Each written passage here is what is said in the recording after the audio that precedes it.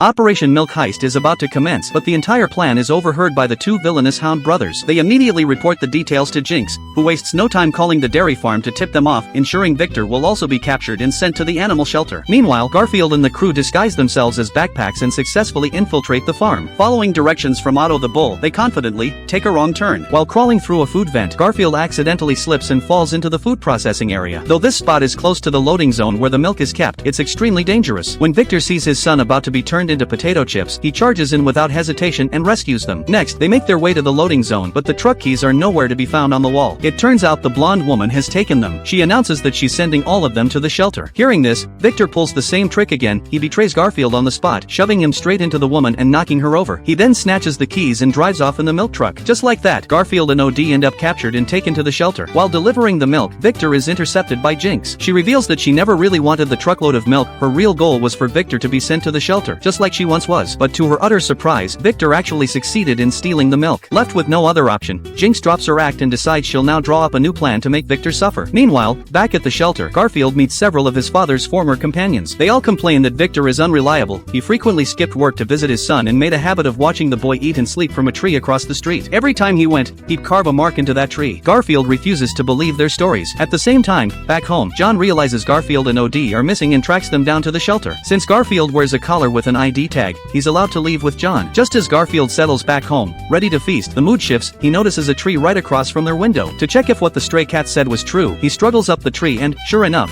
finds a cluster of paw prints. From that spot, he has a clear view of where he eats, sleeps, and watches TV. It finally hits Garfield. His father must have known all along about the ID tag and deliberately let him get caught so John would find him. Understanding everything now, Garfield resolves to save his dad. He heads to an abandoned mall and discovers Jinx's revenge plan there. To rescue his father, he teams up once more with Otto the Bull, who launches him onto a moving train using a large branch. This time, Garfield sticks the landing like a pro and soon frees his father aboard the train. In the end, Garfield brings his dad home to live with John. With a new member in the family, John is overjoyed.